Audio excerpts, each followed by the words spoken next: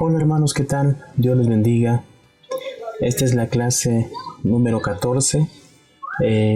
Perdimos dos clases, hubo algunas situaciones que impidieron que estuviéramos grabando 2 semanas, pero bueno, ya terminamos con esta clase el cuatrimestre y bueno, eso se lo debemos únicamente a nuestro Dios, hermanos, a nuestro Dios.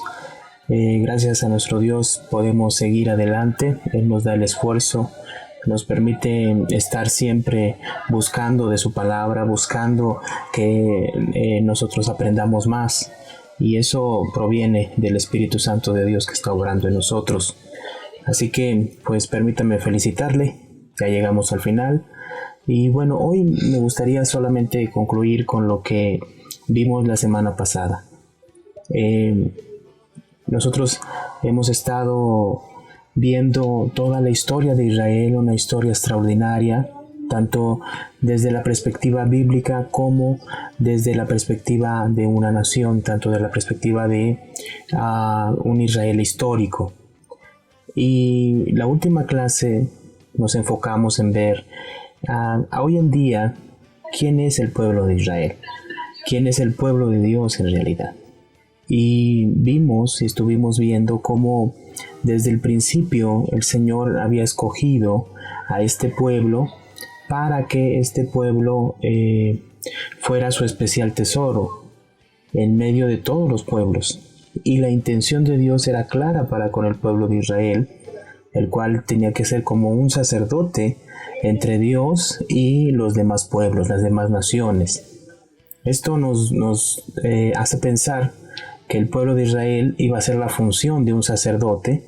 Por eso esos sacerdotes que ellos tenían y que Dios había estipulado, hacían la misma función que el pueblo entero tenía que hacer, pero a nivel de las naciones de la tierra. Esto nos indica y claramente nos hace ver que el pueblo era el encargado de mostrar a las naciones, a los demás pueblos, mostrarles y enseñarles acerca de su Dios, de este Dios, único Dios verdadero, así como lo estamos viendo en el libro de Isaías, cómo Dios se está revelando como el único y verdadero Dios y que no hay Dios fuera de él. Entonces el pueblo de Israel tenía que encargarse de mostrar a las demás naciones y a presentarles y enseñarles de qué manera estos pueblos se podían acercar a este Dios, al único Dios verdadero. Entonces vemos cómo el pueblo pues falló en mostrar a ese Dios y se centró en el exclusivismo, se centró en pensar que ellos eran los únicos depositarios de la fe. Entonces el pueblo pecó delante de Dios y Dios lo desechó este pueblo, pero tenemos que entender, hermanos, que Dios lo que está haciendo, y desde el principio mostró que quería la salvación no solamente exclusiva para un pueblo, sino quería la salvación, y la salvación iba a venir para todas las naciones. Eso ya lo vimos la semana pasada. Concluíamos que el pueblo de Israel al final somos todos nosotros que creemos en Cristo Jesús. Aquellos que somos de la fe, que creemos, somos hijos de Abraham, menciona el libro de Gálatas capítulo 3. Del linaje de Abraham somos todos aquellos que hemos creído en nuestro Señor Jesucristo, porque así como Abraham creyó y le fue contado por justicia, nosotros también creemos ahora en Cristo Jesús y Él nos ha justificado a nosotros y nos ha perdonado nuestros pecados. Entonces, de esa misma manera, en realidad, nos damos cuenta que, como lo vimos en el libro de Gálatas capítulo 3, ya no existe en realidad ni judío ni gentil, ni siervo ni libre, ni hombre ni mujer, sino que todos somos en Cristo Jesús. Entonces, ¿qué es lo que podemos entender de esta manera? Decíamos que a la Biblia mostrarnos que ya no hay judío ni gentil y que todos, ambos, se salvan y encuentran la salvación a través de la fe en Cristo Jesús, pues entendemos que ya no es la salvación ya no es a través de sangre, ¿sí? Como se pensaba con los judíos, cualquier judío que nacía y era circuncidado, pues era parte de la salvación. ¿verdad? Nosotros entendemos entonces que a Dios desde el Antiguo Testamento, vimos el capítulo 56 de Isaías, y vimos también desde el libro de Génesis, ¿no? Cómo Dios ya había estipulado que la salvación iba a ser por fe, por gracia, por creer en nuestro Señor Jesucristo. Y pues dando esta situación, Pablo entiende que el pueblo judío, si lo podemos mencionar así, pues en realidad está perdido en sus tradiciones. Y por eso mencionábamos el capítulo 10 de Romanos. En el verso 1 dice: hermanos, ciertamente el anhelo de mi corazón y mi oración a Dios por Israel es para salvación. Y es que es claro, o sea, Pablo entiende,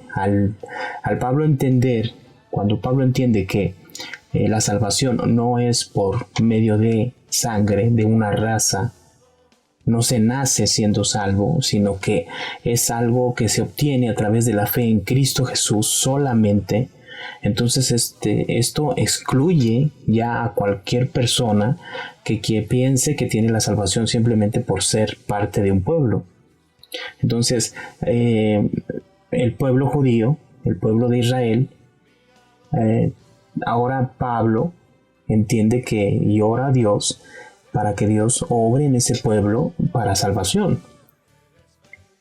Sí, o sea, Pablo, al ser judío, pues siente también el amor hacia sus compatriotas, y en cierta manera, pues el anhelo de su corazón, como lo menciona el capítulo 10, verso 1, y su oración están por Israel, y obviamente pide a Dios salvación por este pueblo.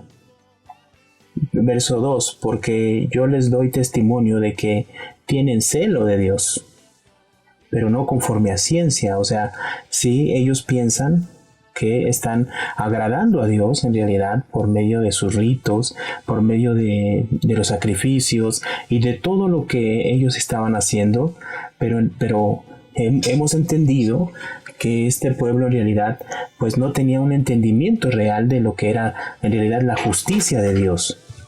Y esto en el verso 3 dice: porque ignorando la justicia de Dios y procurando establecer la suya propia, no se han sujetado a la justicia de Dios. Y ya nosotros vemos a qué se refiere la justicia de Dios. Si nosotros vamos, por ejemplo, al libro mismo aquí de Romanos, en el capítulo 3, mencionando que no hay ni siquiera un justo, podemos darnos cuenta que en realidad dice el verso 19, porque sabemos que todo lo que la ley dice, lo dice a los que están bajo la ley, para que toda la boca se cierre y todo el mundo quede bajo el juicio de Dios.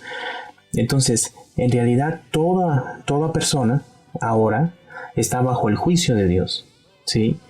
Y ¿qué necesita esa persona? Obviamente necesita salvación, pero la salvación no viene a través de las obras de la ley, dice el verso 20, ya que por las obras de la ley ningún ser humano será justificado delante de él, porque por medio de la ley es el conocimiento del pecado. Y es que esto también lo vimos la vez pasada. En realidad, la ley vino y Dios la mandó para descubrir al hombre, enseñar al hombre que es pecador. ¿Y qué es pecado? Y a través de que el hombre se diera cuenta que es pecador y que se diera cuenta que él mismo no puede salvarse por sí mismo, entonces Dios, que enseña al pueblo, le enseña entonces que debe de morir alguien por él, pagar un inocente por él. Por eso Dios estipula que llevaron sus sacrificios al templo y que ellos sacrificaran poniendo su mano en el animal, porque ese animal representaba la vida de este hombre que estaba cargando los pecados de este hombre, y por su culpa iba a morir. En este caso Dios estaba mostrándole al pueblo que el pueblo no se podía salvar, no encontraría perdón de pecados por él mismo, sino que ese perdón de pecados sería a través de un sustituto, de alguien que muriera por sus pecados. Y esto lo entendemos así, ¿no? Entonces la intención de la ley nunca fue que en realidad sea, por hacer esa ley se salvara, sino que la intención de mandarla era que se diera a conocer el pecado, el conocimiento del pecado. Entonces en el verso 21 dice, pero ahora, aparte de la ley, se ha manifestado la justicia de Dios. ¿Y qué es la justicia de Dios? Es la justicia que es testificada por la ley y por los profetas. Ahora que estamos leyendo el libro de Isaías, vemos la justicia de Dios en todo el libro de Isaías. Justicia de Dios que tenemos que relacionarlo con lo que menciona aquí. Verso 22, la justicia de Dios por medio de la fe en Jesucristo para todos los que creen en Él. Entonces, la justicia de Dios por medio de la fe en Jesucristo para todos los que creen en Él, porque no hay diferencia por cuanto todos pecaron y están destituidos de la gloria de Dios, siendo justificados gratuitamente por su gracia mediante la redención que es en Cristo Jesús. Entonces, la justicia de Dios viene a través de nuestro Señor Jesucristo. Dice el verso 25, a quien Dios puso como propiciación por medio de la fe en su sangre, para manifestar su justicia a causa de haber pasado por alto en su paciencia los pecados pasados, con la mira de manifestar en este tiempo su justicia. ¿Y qué es eso? A fin de que Él sea el justo y el que justifica al que es de la fe de Jesús. Entonces, nuestro Señor Jesucristo manifiesta la justicia de Dios, o sea, la obra salvadora, salvífica de nuestro Señor Jesucristo, que Dios lo puso como propiciación por medio para perdón de nuestros pecados. Él pagó y sufrió el castigo, obviamente, para que nosotros fuéramos justificados, declarados justos, y entonces fuéramos salvos. Entonces, ¿qué es la justicia de Dios? La justicia de Dios que viene por la fe en Cristo Jesús. O sea, esa justificación, esa justicia de Dios viene a nosotros a través de que nosotros creemos en Cristo. Entonces, la obra de salvación de nuestro Señor Jesucristo, su muerte, resurrección y su ascensión al cielo, es la que nos justifica y es la que nos salva. Eso quiere decir que a través de esa obra, Dios está mostrando su justicia. Esa es la justicia de Dios, que es impuesta a nosotros, y esa justicia nos justifica, nos declara inocentes, nos declara justos, nos declara algo que no éramos, ¿verdad? Pero que a través de ese sacrificio ahora somos. Entonces, cuando nosotros regresamos al capítulo 10 de Romanos, entonces este pueblo judío que ignoraba ignoraba que la salvación, la justicia de Dios vendría a través de ¿qué? Del creer en Cristo Jesús, ese Jesús que ellos rechazaron, ese Cristo Jesús que ellos crucificaron. Entonces en el verso 3 dice, porque ignorando la justicia de Dios y procurando establecer la suya propia, no se han sujetado a la justicia de Dios. Entonces, obviamente, ignorando esa justicia, ellos quisieron poner su justicia, establecer su propia justicia. ¿Cuál era la justicia que el pueblo judío había puesto? La justicia por obras.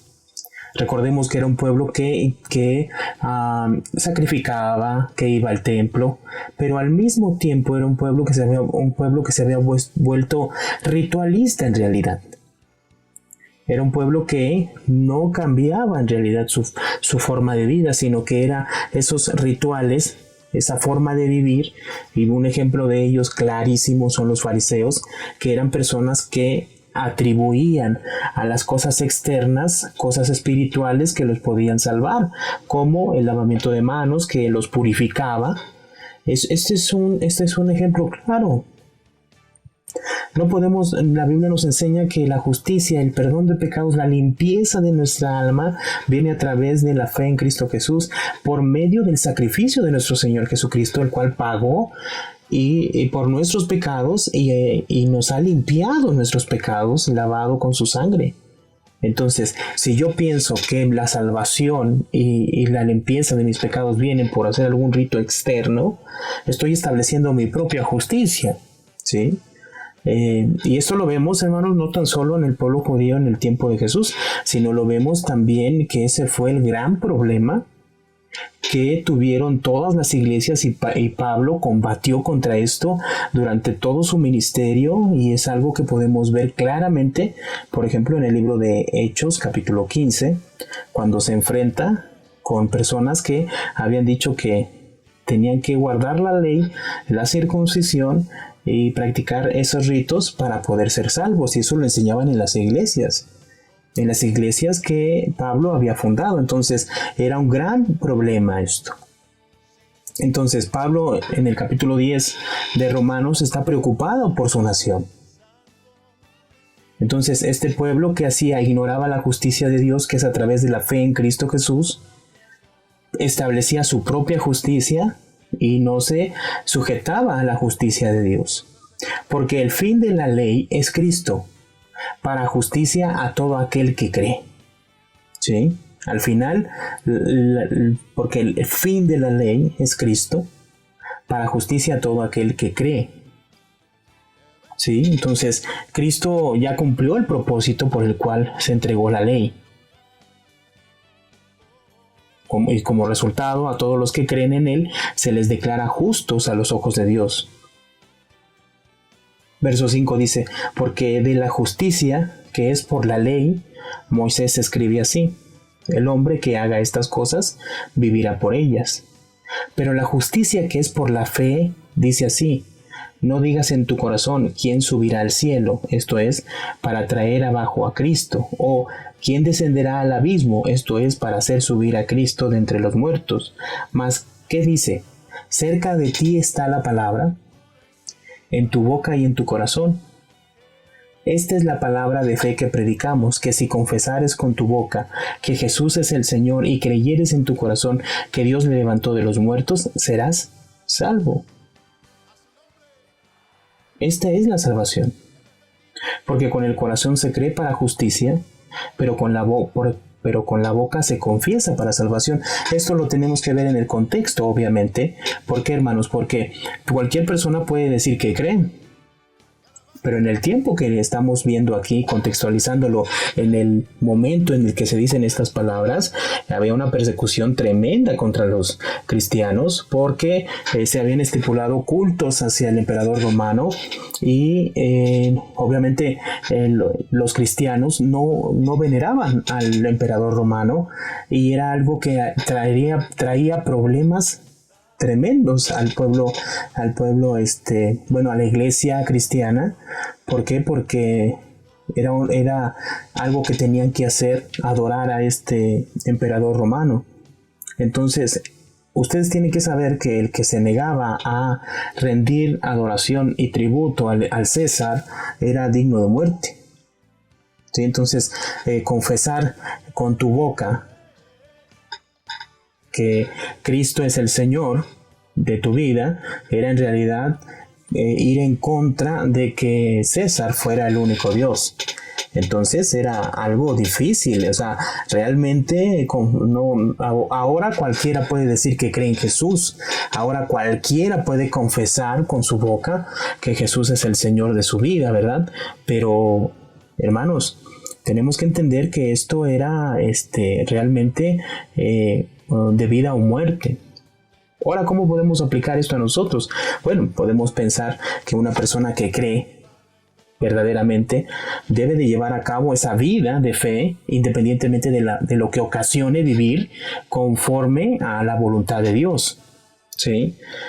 ¿Y en dónde? En todos los ámbitos, o sea, en su casa, en el trabajo, donde quiera que sea. El verso 10 dice: porque con el corazón se cree para justicia, pero con la boca se confiesa para salvación. Verso 11, pues la Escritura dice: todo aquel que en él creyere no será avergonzado. Pero que no hay diferencia entre judío y griego. Una vez más encontramos esta expresión. O sea, ya no es de linaje, ya no es a través de sangre, ahora es a través de la fe en Cristo Jesús. Sigo leyendo el verso 12, pues él mismo, que es Señor de todos, es rico con todos los que le invocan. ¿Sí? O sea, yo no estoy diciendo que los judíos ya no tienen salvación.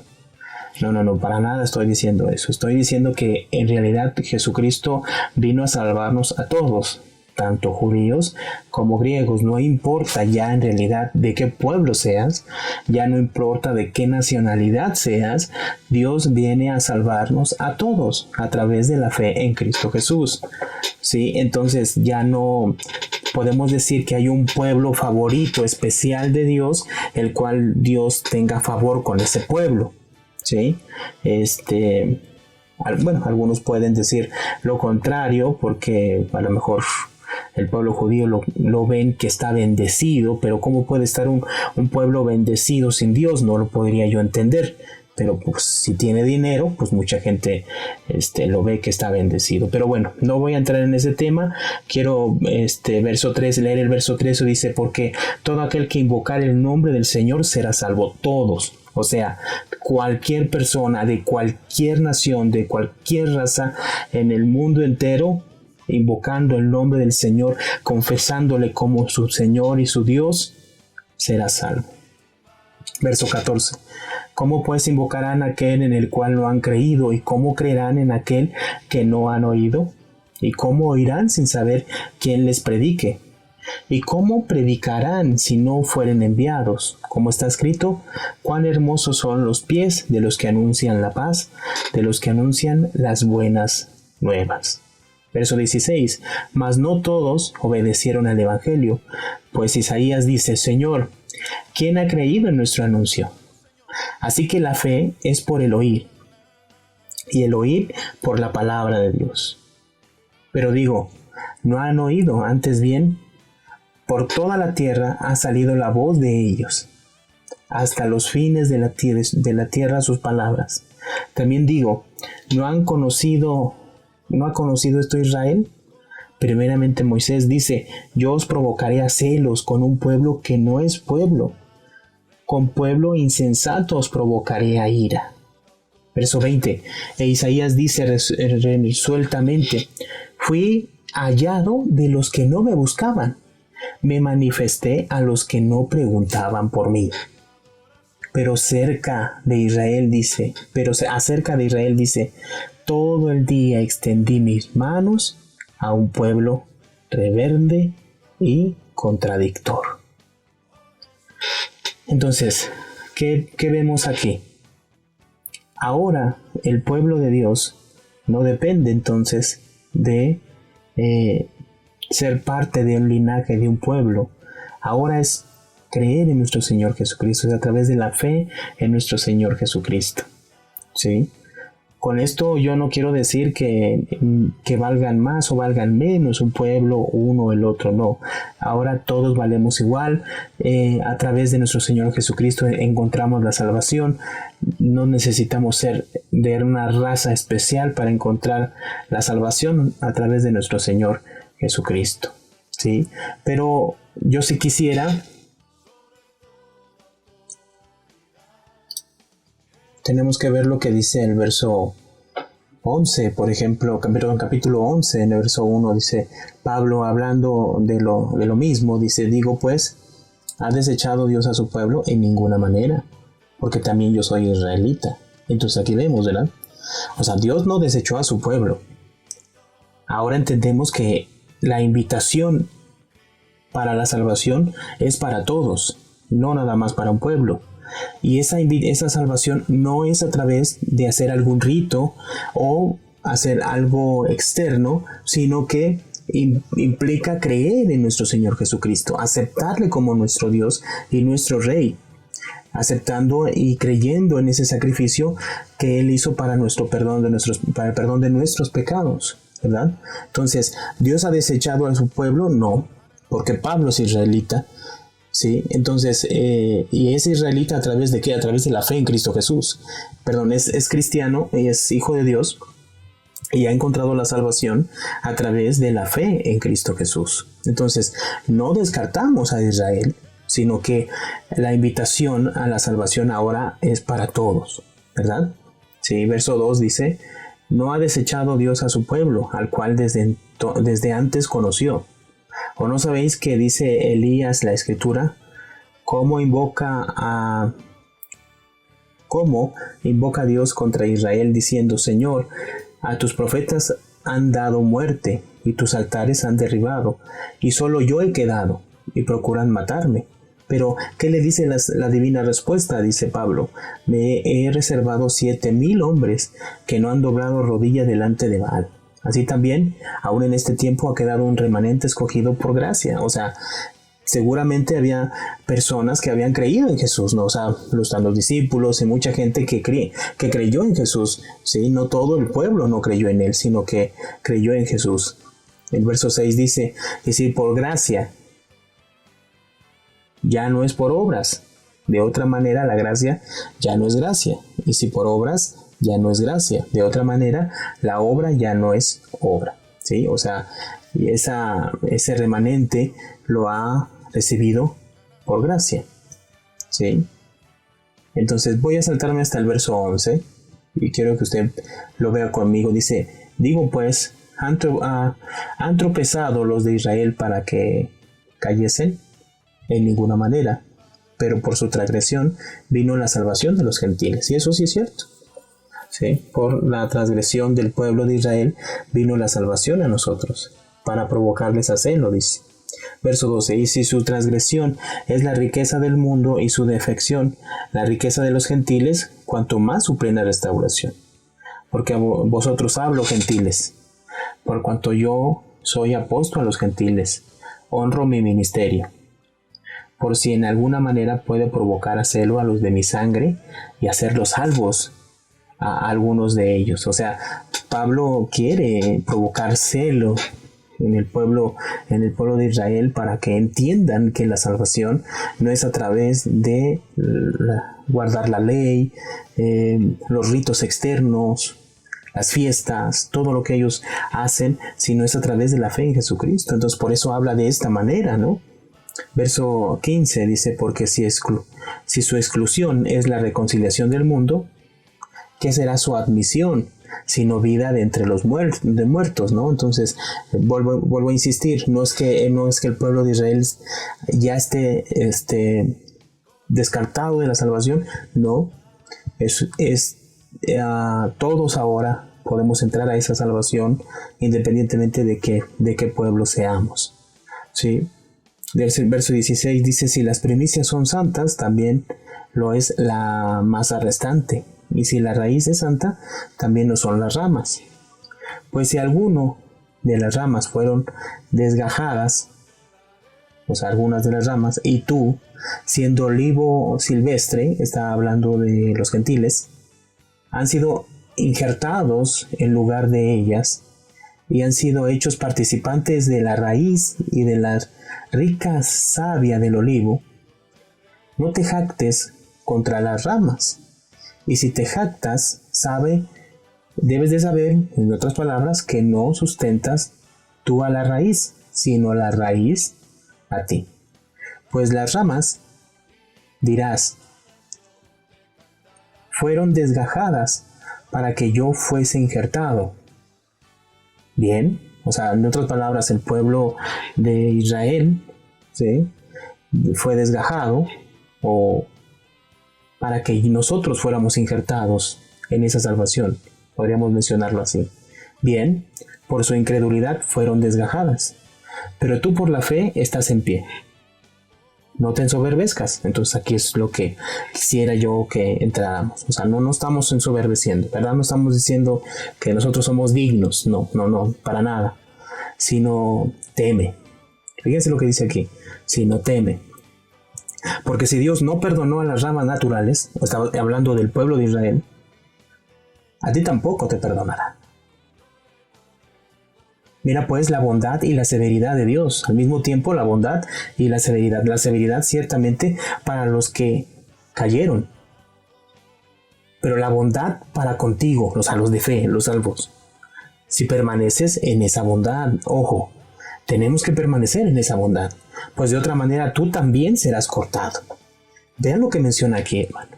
Y aquí es donde yo quiero invitarles a ustedes a que nosotros, hermanos, esta salvación que Dios nos ha dado es una salvación por gracia totalmente, sin mérito alguno de parte nuestra.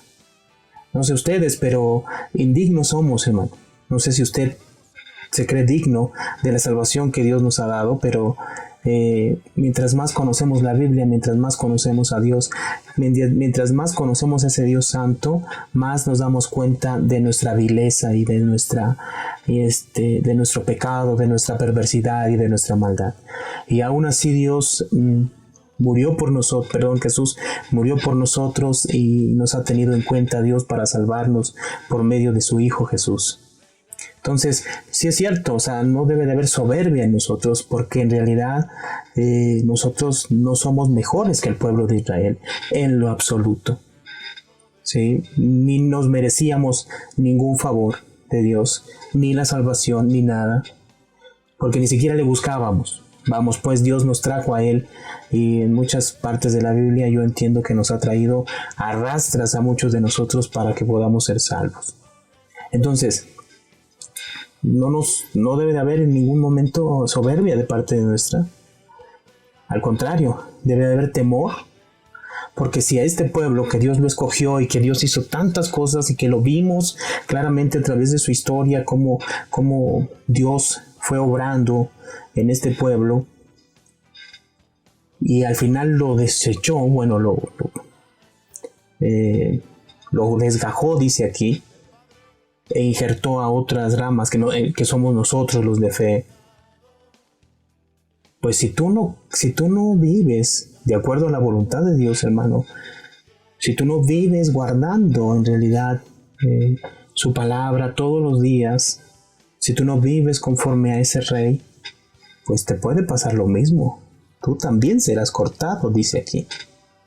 Dice el verso 23, si aún ellos, si no permanecieren en incredulidad, serán injertados. ¿Ya vieron? O sea, si se arrepienten, si ellos vuelven a Cristo, si ellos entienden que la salvación y la justicia es a través de la fe en Cristo Jesús, ellos serán salvos, hermanos. Pues poderoso es Dios para volverlos a injertar. Porque si tú fuiste cortado, del que por naturaleza es olivo silvestre, y contra naturaleza fuiste injertado en el buen olivo, o sea, vean esto, hermanos, o sea, nos arrancó literalmente de ese olivo silvestre y nos ha injertado en el buen olivo. Es una forma de ver cómo Dios, como dice el libro de Colosenses capítulo 1 verso 13, nos dice que nos libró de la potestad del gobierno de las tinieblas y nos trasladó al reino de su amado Hijo Jesucristo, ¿no? Es esto realmente que estamos viendo aquí, ¿no?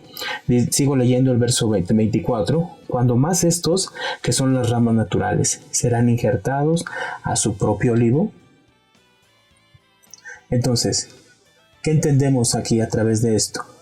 ¿Qué entendemos aquí? Dios está dando la invitación para que todos los pueblos, y aún el pueblo judío, pueda venir a Él y creer en Él para salvación. Debemos estar agradecidos a Dios de su salvación infinita, de su gracia inmerecida por cada uno de nosotros. Y pues esto nos hace reflexionar y nos invita, hermanos, a no cometer los mismos errores que cometió el pueblo de Israel. Dice el libro de Primera de Corintios en el capítulo 10 que todo eso sirvió para ejemplo nuestro, ejemplo para no hacer esas cosas, hermano. Lo que hizo el pueblo de Israel, cometer los mismos errores. Así que debemos de conocer la historia de Israel, para no cometer los mismos errores ahora que nosotros somos el Israel de Dios. Quisiera terminar con ese verso que está en el libro de Gálatas. Gálatas capítulo 6 en el verso 15 y 16. Dice, porque en Cristo Jesús ni la circuncisión vale nada, ni la incircuncisión, sino una nueva creación. Una nueva creación. Dios ha hecho una nueva creación en nosotros. Somos hombres creados, dice Colosenses capítulo 3, Dios ha creado un nuevo hombre en nosotros. Si alguno está en Cristo, dice 2 capítulo 5, verso 17, si alguno está en Cristo, nueva criatura es. Dios está haciendo una nueva creación en nosotros. Somos un nuevo hombre para vivir una vida nueva a través de la fe en Cristo Jesús. Cristo Jesús, quien nos justifica, que es la justicia de Dios que viene y justifica nuestras vidas y nos hace vivir en esa vida nueva, en ese reino de Dios perfecto.